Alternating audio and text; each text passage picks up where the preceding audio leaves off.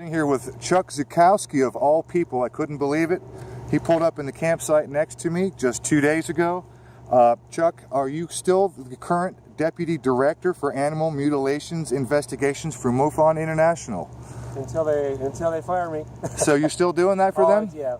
Basically, I'm a consultant. So if there's any investigations of any type of animal mutilations anywhere in the U.S. or in the world, because we're international, then they would contact me, and then I can help the investigators actually, go through the process of doing a safe mutilation investigation. Because out of all types of paranormal UFO type related investigations, animal mutilations is probably the most dangerous. And the reason for that is you're coming up to an animal that's dead. Yeah. So now you have evidence right here in front of you. You'll have no idea how it died. All right. So you're kind of coming into this little blind. You're taking, you're taking cues off of the rancher. Hopefully, the rancher knows a little bit more about, how the animal or how animals would die under normal circumstances. But, if the animal for some reason had died of a virus or something biological, it could contaminate you. You take it back home to your family, and, so it's really, really dangerous. So there's a lot of research done first. You just can't roll on something like this and say, hey, I'm going to do this. So there's a lot of communication between me and the investigator that wants to do it. First, find out, number one, make sure you cover all the bases to protect yourself and your team. And then, secondly, make sure you do a proper investigation so you get something out of it. So you got started on this when you were reserve sheriff? Oh, way before that. Oh, you got started before that? Yeah. Oh, really? How did you get started then? Yeah, I've been doing... Because, you were what, a computer software and microchip engineer? Yeah, I'm a mass design engineer, so I actually draw microchips. It's not really complicated. Basically, I take engineering schematics, and then I transform the schematics into graphics of what the actual microchip looks like. And then we have to make sure that what I draw, like if you give me a schematic that has a transistor, I physically draw the transistor. That's what the microchip looks like. Then we have to make sure what I drew is exactly going to react and perform the same way that the transistor that you draw. So there's a lot of things that is involved in that. But I've been doing that probably just over 30 years. I live in California. But I was doing UFO research and investigations while I lived in California. I was part of MUFON in California too. All the way back then? Yeah, so I used to go back. We're talking, actually I got involved seriously in ufology in Philadelphia. So I've been married 37 years, so that's about 34 years doing it. Now I've always been fascinated with UFOs, and I've always read about UFOs and the paranormal ever since I can remember. Matter of fact, when I moved from California to Colorado, I was looking at some of the boxes, and I ran across a couple of books that I must have bought when I was in elementary school from like the Weekly Readers magazine. Oh, I used to get those. Yeah, and they were UFO related. So that goes way back to when I was in elementary school. So it's been something that's been with me all my life. So no shortage of interest. Okay. No. What happens? I know there's some articles said that I was interested. I got interested when I was a volunteer deputy in El Paso County, Colorado. But no, I already done close to 20 years before that. Okay, so I understand that you were let go as the reserve deputy sheriff, and I understand a little bit about why. Why don't you tell us why, and what case were you talking about? Yeah, what was the issue with, and what case had with the issue? Yeah, they wanted to classify it as a cruelty case, and you spoke out. So yeah, it was the Rush, Colorado case with 2 horses, and there was 2 horses that were mutilated. They were, I don't know, maybe 50, 60 feet away from each other. I can't remember exactly. They were both laying on the same side. They had the same type of cuts. A horse and a dog, another horse, and then the ranch dog somehow experienced the mutilation. You know, they saw it. The horse had marks on it. The dog had marks on it, but they survived, and they were really.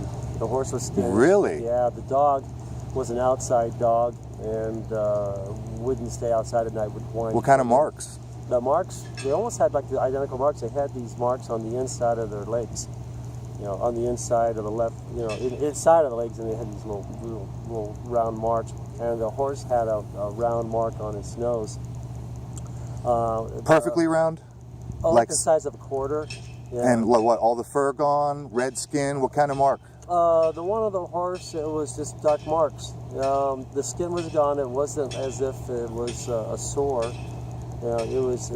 The skin was gone? No, the skin wasn't red, but it was almost like an abrasion.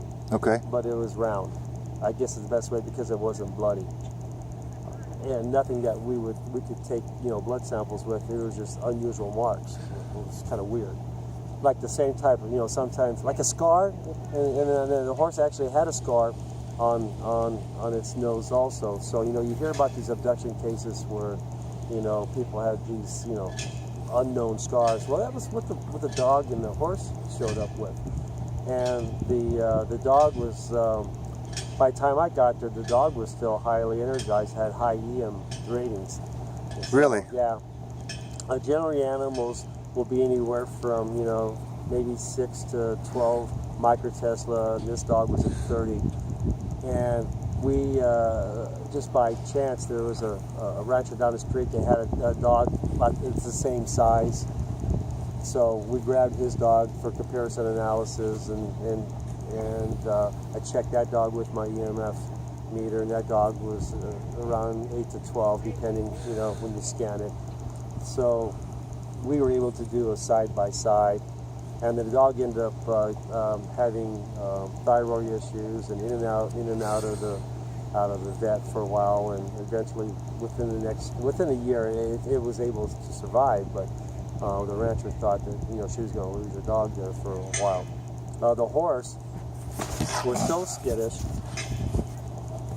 Yeah, the horse was so skittish that they ended up selling it, because the horse wouldn't go back out in the pasture, and so it wouldn't eat. So they actually removed it from that environment, and after they removed it from that environment, it's still alive. It survived, but they had to get it out. And that's what happens a lot of times when people have unusual paranormal events in their home. Most of the time they move. Yeah. Yeah.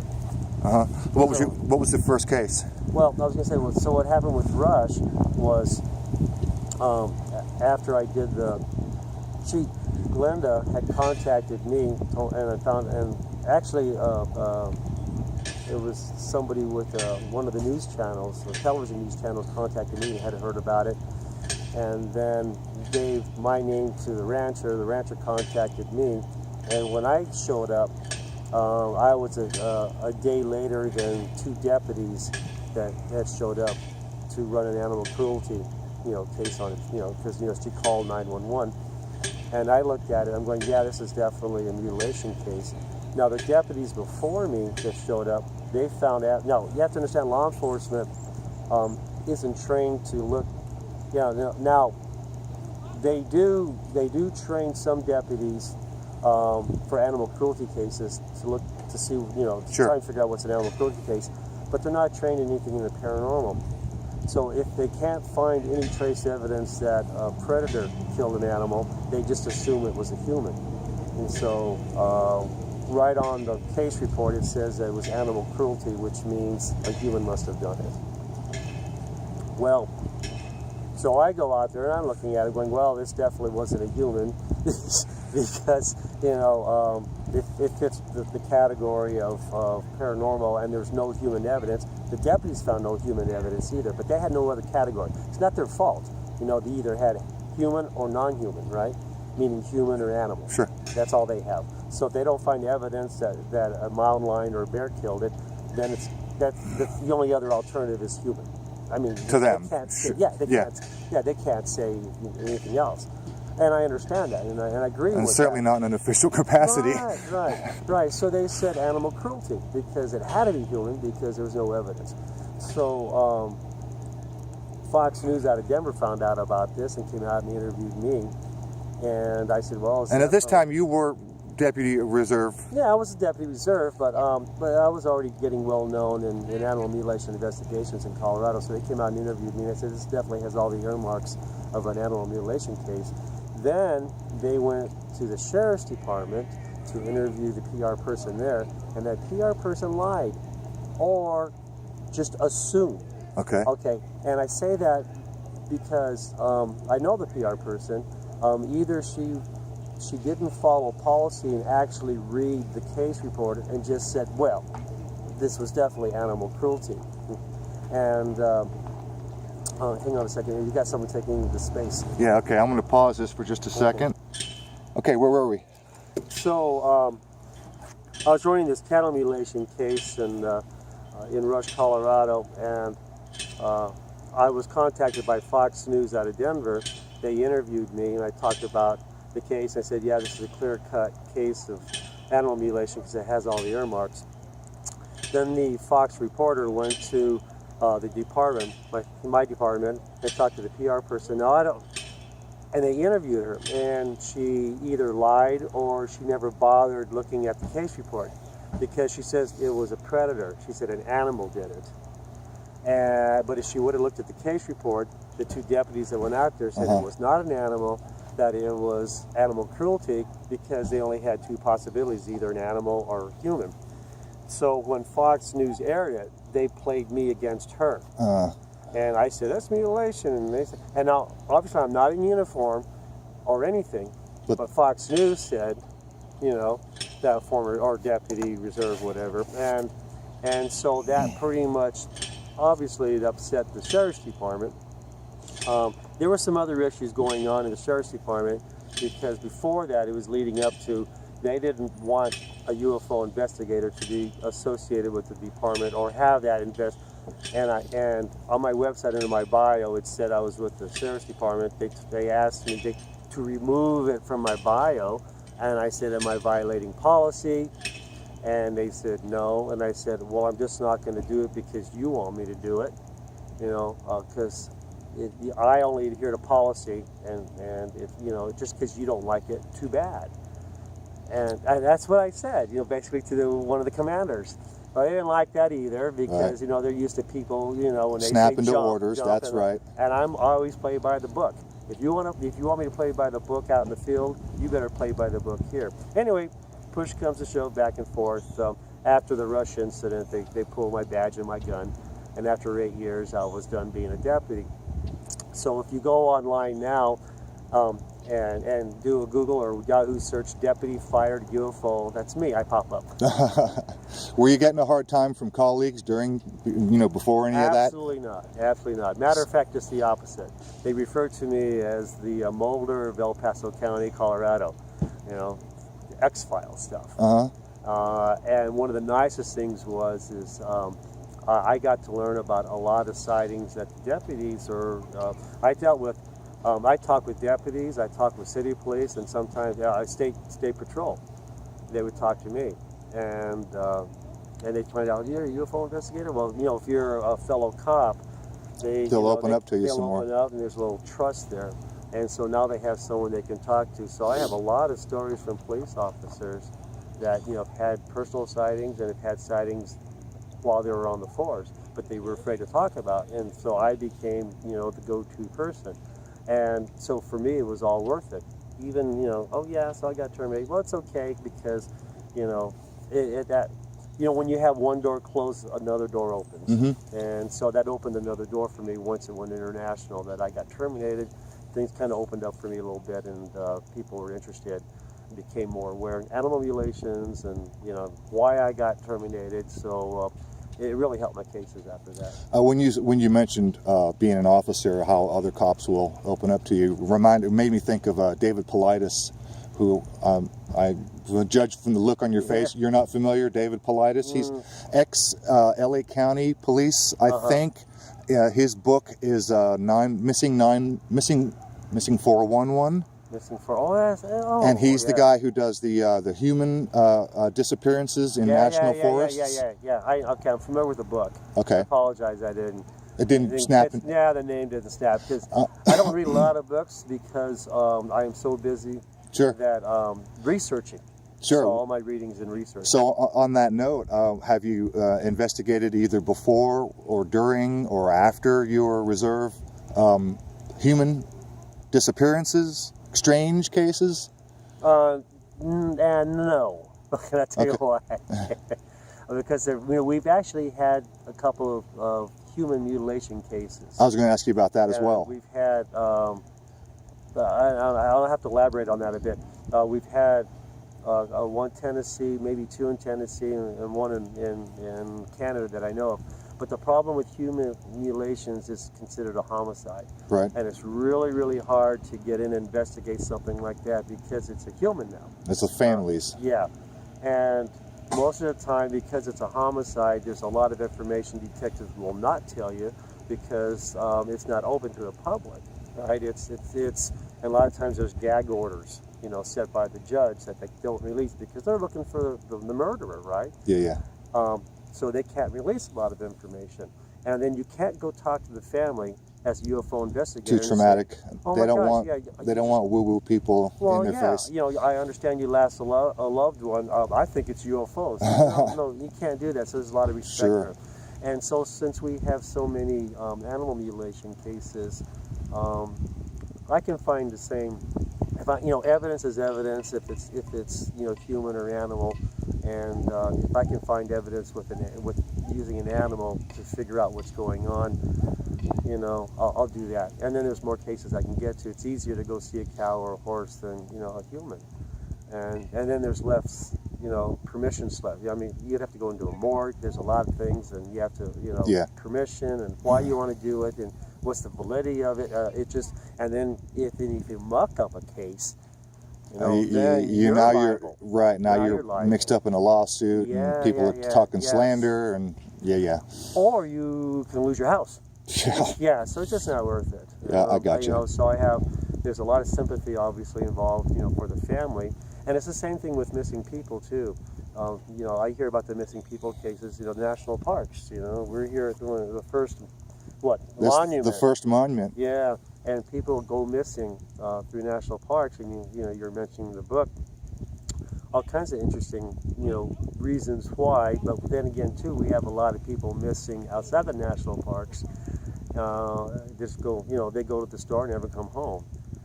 So, I was looking at FBI statistics on that, and it's really interesting where a lot of information in that is buried. And either it's purposely buried or it's accidentally buried because of the way that the investigations were run. It just maybe the information or the investigation wasn't done properly, so information gets lost. But like I said, some of those cases is really tough too. So you pick your forte, you pick. There's so much going on in the paranormal, and I say paranormal because paranormal doesn't mean ghosts. Paranormal means anything other than normal. Sure. So there's so much going on in that you can either pick one direction you want to go in and focus on that, or you can pick some directions and kind of focus on that that's kind of related. Now with my cases, I started off doing crash retrieval investigations like Roswell and Aztec and some Cape Girardeau and some other places. And then I got into data UFO sightings, and then UFO sightings, and that, it kind of pans out. Then went into cattle mutilations, because cattle mutilations is UFO sightings, and craft sightings near cattle mutilations. And then that panned into, there's been UFO sightings near Bigfoot sightings. And so it kind of panned into that. And then just by sheer chance, because I had the equipment, I got asked, hey, could you do a ghost investigation for me? And I go, okay. So I got a little bit into ghost investigations. And within the last couple years, there's been some evidence that where there's been a lot of ghost sightings, there's been UFO sightings. And where there's been a lot of UFO sightings, there's been ghost sightings. So now, So the flaps are overlapping? there might be a correlation between ghosts and UFOs. And if you think about it, it kind of makes sense, because we're using the same instrumentations to detect evidence of UFOs that we're using to detect evidence of ghosts. We're looking for electromagnetic fields. I was using an EMF meter way before ghost investigators on TV were using EMF meters, because a craft, a technology leaves a signature, leaves an energy signature. If someone says something landed over there, the only way that we can prove something landed there is we actually see markings on the ground. But if you don't see markings on the ground, then you hit it with a Geiger counter, look for radiation, or you hit it with an EMF meter and look for some type of electromagnetic field that was left there. Now, for we all have, well, heat is energy, right? Yep. The calorie is energy. So if you have a FLIR device, something that detects heat, thermal imaging camera, and you put your hand down on a table and you lift it, you'll be able to see your imprint of your hand. That's right. Okay, so you are leaving some of your energy there. You've imprinted it.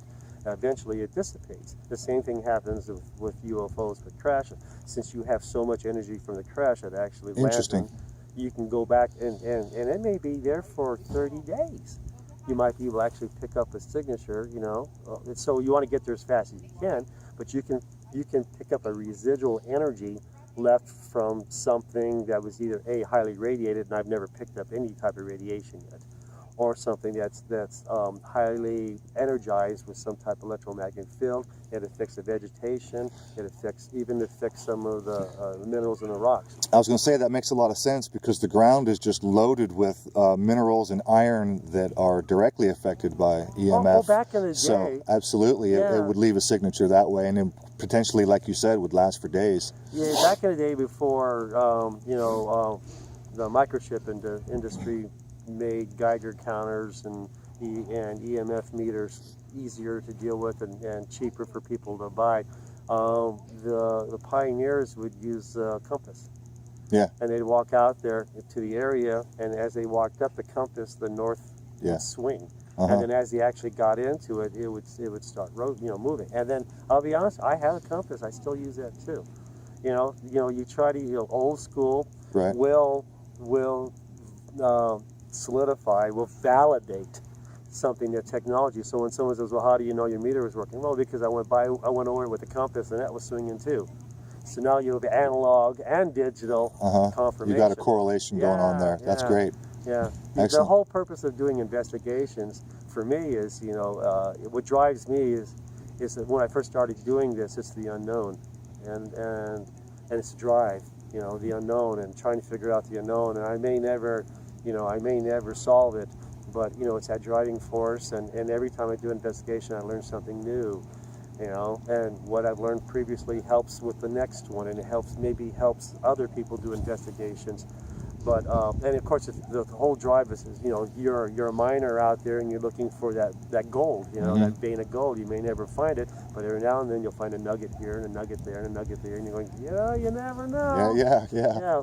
Then you become more experienced as you go along. So what's the creepiest case you've been on? Well, actually, mutilation case. Oh, mutilation case. Or creepiest case, period. I mean, the creepiest case made the first chapter.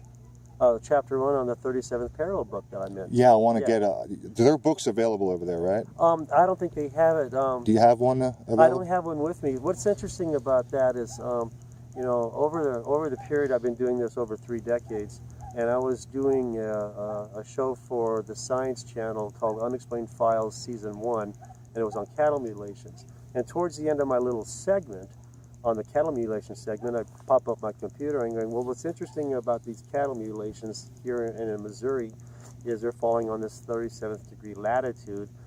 They're all lying on the right side. They're all facing east to west. So I came up with this 37 degree latitude theory that we have this paranormal highway going across the U.S. We have underground bases, we have aquifer systems, and we have highways going across the U.S. right now, 70, 40, even highways, 66. But we know which ones are more traveled. The same thing with UFOs. There's UFO highways going across the United States, all over the place, because we have sightings all over the place. But which one is the most traveled? Well, it turns out, in my opinion, at 37th degree latitude, it goes a little bit into 36, a little bit into 38. It seems to be a turnpike. It seems to be like the most traveled.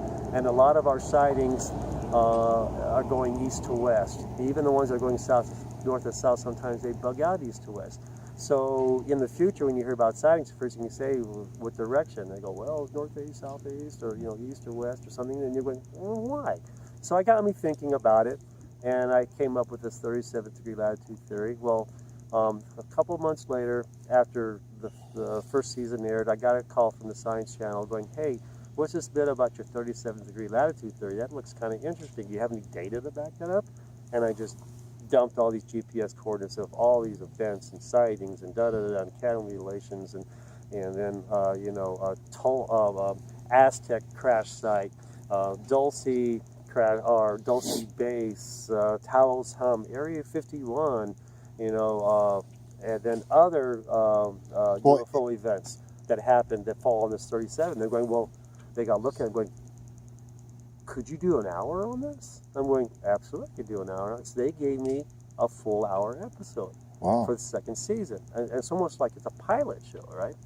And so I drew up a draft, or drafted up exactly what I wanted to do, what I would cover, sent it to them. They hired Raw TV out of England, and they worked with me, and we put together a show, and started in Illinois, Highland, Illinois, and Missouri, and Nevada, Arizona, New Mexico, Colorado, and it was really, really cool. And when it finally aired, it took about a week and a half to shoot. When it finally aired, I think it was the third episode, but it became one of the top 3 episodes out of that whole season.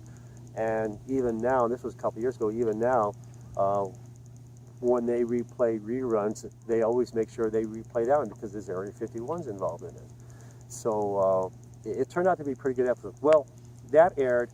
A Hollywood executive from Bo Flynn from Flynn Pictures Productions in Hollywood saw the episode. He goes, boy, that would make a great movie. So he contacted me, and he goes, this is kind of interesting. This whole concept would make a good movie. I've always wanted to do, and it just so happens, we're here at Devil's Tower, he wanted to do a Close Encounters type movie. He's always wanted to do one. So he was looking for something that would, that he could do a Close Encounters type movie with. And he says, well, I'm going to get you in touch with Ben Mesrick, who is this, New York Times best-selling author. You're answering my next question. Yeah. Go ahead. So I'm going to get you in touch with Ben Mesrick out of Boston. He's already written books that got into movies, the one about Facebook and one about the MIT students that broke Vegas. So this guy is very, very well known. And we're going to have him draft up a concept for a book if he wants to do it. And if he does do a book, then we're going to write a script from the book. So this was definitely the cart before the horse type of thing. Right. So we contacted Ben Mesrick. Ben Mesrick talked to me, and he's a skeptic, but he was so fascinated. He goes, yeah, So he puts together like this 32-page, pitch, and the pitch goes back to Flynn Pictures Production. They go, okay, this is a great pitch for a movie. Okay, if it flies, well, he's going to write the book. And his publisher, Simon & Schuster. And so Flynn Pictures was going, we're going to pitch this and see if we can pick up another production company, or studio to help fund this. And before they went to go pitch it to the public, their sister or parent company, New Line Cinema, Warner Brothers, said, no, we want it. Don't pitch it. So it was a good idea to start. Yeah, just like that. And then so I signed a life rights contract with New Line Cinema, Warner Brothers, and Flynn Pictures, to sit on this for 3 years, basically give them the opportunity. Then they had Ben Mesrick contact me for 6 months. He basically got all the information he needed to write the book about my life, getting involved in ufology and some of the things, and then the book came out September 6th of last year, the hardback. The paperback came out July of this year, and it's called the 37th Parallel. And everything in the book actually happened. It's true. There's been just a couple little minor things in there that things were changed just to make the story flow. But the book is written. Ben Mezrich writes books for movies. That's his job. You know, he's a writer. He wants his book to go to movie. That's what he's been doing. So the book is written in movie concept. Okay. So when you read the book, things jump around, but you have to understand it. And it's also a non-fiction book. So, so it's all true. So now let's go back to the other question. What was one of the most terrifying? Just creepy, wild. Just terrifying. So the very first chapter, it's the very first chapter of the 37th Parallel. Now, for anybody listening to me, you don't have to buy the book to read the first chapter. You can go to Simon & Schuster website, type 37th Parallel. It goes to Ben Mezrich, and you can read the first chapter. It's the teaser chapter, but it's in my opinion, it makes the whole book. But you'll want to read more after that. Now, I make no money from the book. I have no contract with Ben Mezrich or Simon & Schuster. The book was written so the screenplay could be written from the book. Right now, the screenplay is being written. We've got another probably 2-3 weeks, and the screenplay, the first, there's going to be two editions of the screenplay. The first one is the first part that they'll see, and then they'll make corrections, and then the second part it would be the final. So the first one should be done, the first draft, I should say, should be done in a couple weeks. And, for movies. So what was your motivation then? You get no royalties from the book. You get nothing from the book. What was your ultimate motivation for the movie? It's if it flies and everybody likes the screenplay, right? Then I'm a technical advisor, like J. Allen Hynek was for Close Encounters. Yeah. And that's in my contract. Secondly, the book itself is sort of like a little bit of a legacy for me. Okay. You know. And you know, people have always asked me, well, you should write your own book. And anybody can write a book and get it published and put it out. But to have a New York Times best-selling author write a book about you is pretty big. Sure. Yeah, that's compared to me just writing it and having or printing it out myself, right? So it was on New York Times best-selling for 2 months last year. So so now when Ben Mezrich, when his publishing company talks about his previous books, you know, they mention the one about Facebook, which is The Accidental Billionaire. So he said best-selling author, Accidental Billionaire, and the 37th Parallel. Well, let's go back to the first chapter. So the first chapter in the book, you think it's animal mutilation, but what really happened was I was doing a Bigfoot investigation, and it was a Bigfoot investigation that turned into a UFO event. And we had a psychic there that was supposed to get us in touch with a Bigfoot. You know, you hit all the angles anyway when you're doing investigations. And anyway, it turned into a pretty good UFO event with lights in the sky, balls of light, and batteries discharging, and then it climaxed after, and it's pretty good if everybody reads the first chapter. I don't want to tell you